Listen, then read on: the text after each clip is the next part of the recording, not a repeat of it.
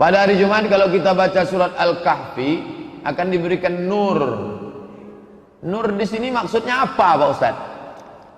Man qara'a surat Al-Kahfi yaumal Jumu'ah. Siapa yang baca surat Al-Kahfi hari Jumat, Allahu lahu min nur. Allah berikan dia cahaya ma bainal jumu'ataini, sampai Jumat berikutnya. Apa cahaya itu? Saya bisa membedakan itu ibu, ini bapak, ini orang, ini tiang karena cahaya. Maksud cahaya bisa membedakan antara hak dan batil.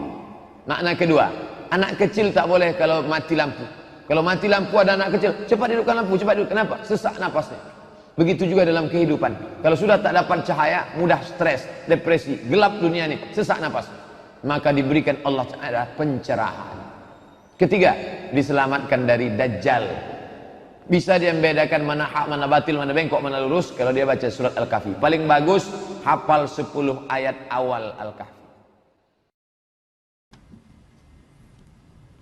Apa maksud membaca surah Al-Kahfi pada hari Jumat? Akan diterangkan cahaya antara dia dengan Ka'bah. Ini sudah pernah saya jelaskan. Hadisnya bukan hari Jumat, malam Jumat. Hadis tentang surah Al-Kahfi ada dua. Hadis yang pertama adalah berbunyi siapa yang membaca Al-Kahfi pada malam Jumat, maka akan diterangkan cahaya antara dia dengan Baitul Atiq, antara dia dengan Ka'bah. Ini ulama hadis mengatakan maksudnya Allah Subhanahu wa taala akan memudahkan dia sering mendatangi Ka'bah, mungkin umroh atau haji. Rutin membaca surah Al-Kahfi. Ini pendapat yang paling kuat, yang paling sering dipegang oleh para ulama. Hadis yang kedua diriwayatkan juga, ya, dan ini dua-duanya hadis sahih. Siapa yang membaca surah Al-Kahfi pada hari Jumat, dia akan selamat dari fitnah Dajjal, dari fitnah Dajjal. Jadi dua-duanya. Kalau saya ditanya, saya menganjurkan diri saya dan juga teman-teman sekalian untuk membaca di dua kali, malam Jumat dan di hari Jumatnya. Masjid di Indonesia banyak, dan saat azan bersautan apa ini? Lalu doa di antara azan, manakah yang lebih afdal? Saya nggak ngerti maksudnya. Kalau azan ada 5 masjid di dekat rumah, yang satu selesai, yang lainnya belum misalnya, sudah bolehkah kita berdoa antara azan iqamah? Sudah boleh. Sudah bolehkah kita sholat qobliyah? Boleh, nggak ada masalah. Yang penting ada satu masjid sudah selesai azan dan terdengar. Karena patokan azan itu terdengar. Hadis Bukhari Muslim yang pada saat Nabi SAW berkata kepada Ibnu Ummul Maktum, muadzin yang buta. Kan Nabi SAW mengatakan, atas ma'un nida, apa kau dengar azan nggak? Awalnya kan dia minta izin supaya tidak ke masjid. Karena dia buta, jauh rumahnya, nggak ada yang pandu, banyak binatang buas bisa menerkamnya. Nabi SAW awalnya izinkan, kemudian setelah itu turun wahyu dikatakan, atas ma'un nida, apa kau dengar azan dengan kupingmu? Dia bilang, na'am. Kata Nabi, iya. Kata Nabi SAW, idzan ajib. Kalau begitu jawab. Berarti patokannya mendengar. Kalau sudah didengar nggak masalah, gitu kan? Ini tentu dari masjid ya, dari masjid sekitar. Sebagian ulama mengatakan tidak berlaku yang didengar di media kalau media itu ya siaran ulang, diputar-putar, bisa salah jamnya, kecuali memang bersamaan waktunya mungkin. Ya. Jadi TV itu sebenarnya tidak dijadikan sebagai patokan. Lebih baik masjid sekitar, karena itu yang dijelaskan di dalam riwayat-riwayat. Masya Allah, begitu saya tantang banyak datang ya. Sudah stop ya, ini udah banyak. Kalau makanan, minuman, dan pakaian haram, doa tidak diterima. Apakah sholatnya juga? Karena di tiap gerakan sholat ada doanya. Tentu saja tidak. Dalil datang adalah doa-doa, gitu kan? Ada doa ya doa saja gitu. Karena doa yang dibaca dalam sholat itu bagian daripada sholat, berarti dia dihitung sholat. Sholat nggak ada hubungannya. Nggak ada hubungannya dengan masalah ini. Ini hanya makanan, doa yang secara umum disampaikan. Kalau makanan, minuman, dan pakaian haram, hadisnya begitu. Jadi doa yang dibaca dalam sholat tidak ada hubungannya di situ. Allahu a'lam. Saya itu masuk dalam rangkaian sholat. Diambil daripada globalnya sesuatu, gitu kan? Jadi kalau kita sedang mengerjakan sholat, berarti dia adalah judulnya sholat. Apapun yang berkecamuk dalam sholat, ya itu sholat, gitu kan? Seperti misalnya baca Al-Quran dalam sholat, tetap dianggap sholat, bukan baca Qurannya. Padahal kita baca Al-Quran kan di situ. Nah, seperti itu juga dengan masalah doa. Pertanyaan titipan teman. Ketika metode hisab tidak bisa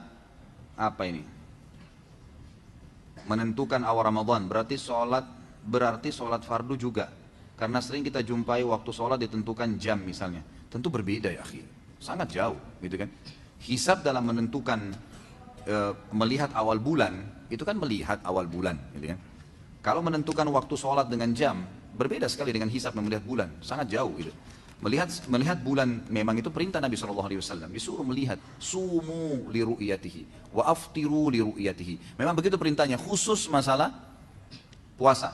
Berpuasa dengan melihat bulan itu, berbuka puasalah dengan melihat bulan itu. Beda, gitu kan? Jadi memang di sini kita lihat penentuannya. Sholat ditentukan oleh Nabi SAW juga dengan waktu. Seperti misalnya duhur pada saat tombak sejajar dengan bayangannya misal. Kalau penentuan jam itu mengikuti keadaan itu, kita terima tentunya. Tetapi kalau tidak sesuai dengan, misal ada orang tentukan jam sholat, satu negara tentukan jam sholat jam 12. Ternyata kalau dilakukan penelitian manual, ditancapkan tombak di bawah matahari, dan bayangan masih belum sejajar dengan tombaknya, maka berarti tidak benar jamnya. Jamnya memang ditinggalkan, gitu kan. Kalau jam di sini hanya sekedar membantu saja, membantu memastikan tadi itu nggak ada masalah. Kalau hisab metode dalam buka puasa sekarang ini bukan, memang dijadikan sebagai penentu utama, gitu. Maka ini memang yang diperselisihkan, ini yang ditekan oleh para ulama. Allahu a'lam. Jadi saya tetap menyarankan, saran saya tidak mengatakan teman-teman yang pakai hisab itu salah.